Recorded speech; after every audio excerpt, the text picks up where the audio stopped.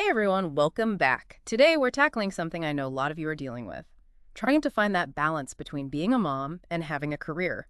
Yeah, it's a tough one. It is, and we're going deep on some notes for a podcast episode called Juggling, Motherhood, and Career. Can we really have it all? See if we can pull out the most useful stuff for you guys. I mean, even the title itself, right? It's almost like it sets you up to feel like you're not quite measuring up. Yeah, having it all. It's a loaded phrase for sure. Definitely. And get this, the source actually compares trying to handle everything as a working mom to, get this, juggling flaming swords. Oh, wow. Can you picture it? I mean, that really captures that feeling, doesn't it? Like Yeah. this intense pressure to keep all these things in the air at once. Totally. And it's not just about the tasks themselves. It's this whole expectation that you're supposed to be like superhuman. Right, It's like exactly. perfect in every role. And so, of course, you got the usual challenges, the mom guilt, Ugh, the mom guilt. the time management struggles, the pressure to be on all the time at work and at home. Yeah, it's It never ends. And then, on top of all that, you've got social media. Oh, don't even get me started. With these perfectly curated images of like perfect moms. Yeah, it's like they just float through life effortlessly. Right. And it just feeds into this myth that we should be able to do it all perfectly. Bake sales, board meetings, all while looking like we just stepped out of a magazine. It's exhausting. It is. It's totally unrealistic. So the question is, how do we break free from that? How do we find a balance that actually works for us? I'm all ears.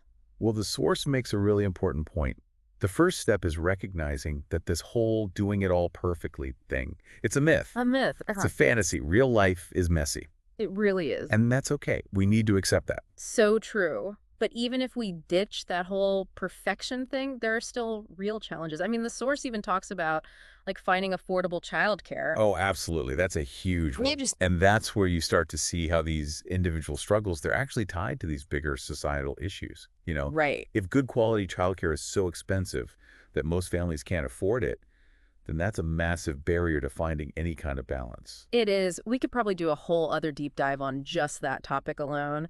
But I want to get back to finding that balance because the source isn't just about the struggles, right? No, not at all. It also talks about the amazing things about being both a mom and having a career. Exactly. It highlights those joys. And one of the biggest ones, I think, is the example you set for your children. Yeah, that's powerful. They see their mom chasing her dreams, dealing with tough situations, being resilient. I love that. And that can be so inspiring for them. It's like showing them firsthand that women can be so many things all at once. Ambitious, loving, strong. Exactly. And that kind of role modeling, it challenges those old-fashioned gender roles. Right. It opens up all these possibilities for future generations. So it's a big deal. It really is. So we've got the challenges, we've got the joys, but how do we actually make this whole juggling act work? Because I'm sure you're all wondering that, right? We all are. The source actually has a whole bunch of tips, practical things you can actually do. Okay, so that's where we're headed. And one of the most important ones, it all starts with setting clear boundaries, Boundaries, yeah. which is tough because work and family life, they tend to like blend together. There's no off switch. It feels like it, doesn't it? Yeah. But the source actually has a suggestion. It says, try having 1 hour each evening where you completely unplug from work. Like a no work hour. Exactly. Even if it's just for an hour before the kids go to bed, that dedicated family time can make a big difference. That's a great tip. It feels doable, even on those crazy busy days. What else can we do?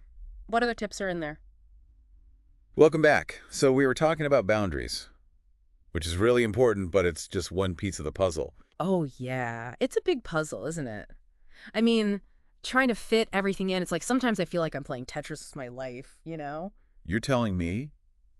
The source even talks about that feeling. Like, even when you're trying to do everything right, that mom guilt can still sneak in and just mess with your head. Oh, the mom guilt. It's real. It's like always there in the background, you know? Am I doing enough? Am I failing at everything? You're not alone in feeling that way. And honestly, a lot of that guilt, it comes from these crazy expectations. Expectations, yeah. The ones we put on ourselves and the ones society kind of pushes on us. Right, like that whole doing it all perfectly thing. Exactly. It's a myth. But sometimes it feels like it's just so ingrained in our culture, Yeah, it's everywhere. Like we're supposed to be able to switch from CEO to supermom in a snap. without even breaking a sweat. And when we can't do that, because no one can do that, No. boom, the guilt hits. Yeah, so how do we get out of that guilt trap? What does the source say about that? Well, it has a few ideas. Mhm. And one that really stuck with me is this. Try changing the way you think about your career. Okay. What do you mean? Instead of seeing it as something that takes you away from your kids, see it as something you're doing for them, too. I like that. It's like, yeah, I'm building a career, but I'm also building a legacy. Exactly. Yeah. You're showing them what's possible. And you're modeling all these important qualities like resilience and just going after what you want. And let's be real, you're providing for your family. Yeah, that's important. Not just financially, but like setting an example. Like a real world masterclass. Yeah, like this is how you navigate the world. And speaking of the real world, the source also talks about how important communication is. Communication. Okay. Not just with your kids, but with your partner, your support system. Right, because it can feel pretty isolating sometimes trying to handle everything. Oh, for sure. But talking to other working moms, Yeah. sharing your experiences, it can be so helpful. Validating. Right. Yeah, it makes you realize you're not alone in this. You're not crazy. And you can learn from each other, too. It's like a community of wisdom and support. Exactly. So we've talked about mom guilt. We've talked about communication. What else? Oh, setting realistic expectations. Realistic expectations. That's a good one. This goes back to that whole having it all thing, right? Or, yeah. Accepting that balance. It's not a destination.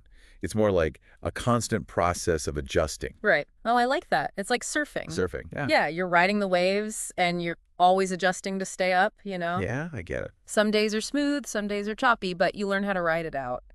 That's a great analogy. And, what works when your kids are little Yeah, might not work when they're teenagers. totally.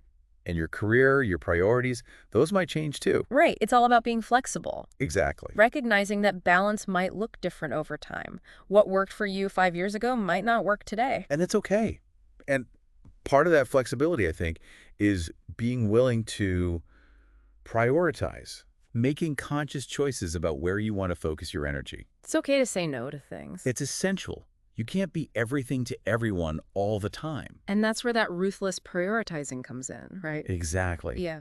It might mean saying no more often. It might mean delegating tasks, setting those boundaries with work and family. Boundaries. It's not about doing less. It's about being intentional. Doing what matters most. The source also mentions planning ahead, Planning, yeah. like prepping meals on the weekend or laying out clothes the night before. Those little things. They seem small, but they can make a huge difference. Oh, they can. It's like creating little pockets of efficiency. Yeah. So you can focus on the bigger thing. It's like preloading your week with mini wins. Love that. Ah. And it shows that you don't have to overhaul your whole life. Yeah. Just find those little hacks that make things a little easier. Yeah, those little things add up. Speaking of bigger things, remember how we talked about how society needs to change to really support working families? Yeah, that's crucial. We talked about affordable childcare. Right. What other things need to change? So we were saying how things need to change on a bigger level to really support working moms. Yeah, I mean, we can try all the time management tricks and the self-care routines, Right. but if the systems around us aren't really set up to help working parents, It's like swimming upstream. it really is. Mm. So where do we start? Well, the source talks about a few things. We already talked about affordable childcare. Right. Access to quality care that doesn't break the bank. That's a big one. Yeah. Because right now, the cost of childcare, it's just astronomical for a lot of families. Oh, yeah. I mean, it's not unusual for it to, eat up a huge chunk of a parent's income. More than their paycheck sometimes. Seriously. So Yeah. it puts parents in this impossible position, Yeah. What do? Do you put your career on hold? which impacts your finances. Or do you go back to work and then basically just hand over your whole paycheck to the childcare provider? Right. Neither option is good. No, not at all. The source really stresses that good childcare, affordable childcare, it shouldn't be a luxury. It should be a... Yeah, and not just for the families themselves, because when you invest in early childhood education, it benefits everyone. There's a ripple effect. Yeah, it helps kids develop, it sets them up for success. And it lets parents, especially moms, really participate in the workforce. Right, which is good for the economy. Everyone wins. So besides childcare, what else does the source talk about? Well, flexible work arrangements, Okay, that makes sense. because that traditional 9-to-5 office setup, Yeah, it's outdated. it doesn't work for a lot of families, Yeah. especially when you factor in school drop-offs, pickups, the inevitable sick days. Life happens. It does. So the source suggests things like remote work options, flexible hours, compressed work weeks, That could make such a difference. a huge difference. And it's not just about making life easier for parents. Right. Studies actually show that these flexible arrangements, they can make employees more productive, Oh, interesting. happier too. So it's a win-win for everyone. It really is. Okay, so we've got childcare, flexible work, but there's another piece that's super important. What's that? Supportive partners. Yeah, that's huge. Absolutely. The source makes it clear if both parents are going to thrive, Yeah. they have to share the load at home. Sharing is caring. Exactly. And that means being open about what you need, setting clear expectations. And being willing to adapt. Yeah, things Yeah. change. And it's not about like sticking to these rigid gender roles. No, it's about figuring out what works for your family. And that might look different for everyone. Right, which is totally fine. It's about teamwork. Yeah. Okay, and then the last thing the source talks about is the role of employers. Your employers, yeah. Because they can do a lot to create a supportive work environment. Right. Things like paid parental leave, on-site childcare. Those are amazing perks. They are. And also just fostering a culture that values work-life balance. Yeah, when employers prioritize their employees' well-being, it makes a difference. A big difference. Employees are happier, they're more engaged, they do better work. And companies can attract and keep good people. Absolutely. So I think what we're seeing here is that achieving this balance, That work-life balance. it takes a lot. It's about what we do as individuals, but it's also about these bigger changes that need to happen. It's a two-way street. Yeah. Right. We need to challenge those old ways of thinking. Right. And create a society that values caregiving just as much as career achievements. Exactly. So as we wrap up today's deep dive, I want to say this. Yeah. This source we've been talking about, it's a starting point. A jumping-off point. Yeah.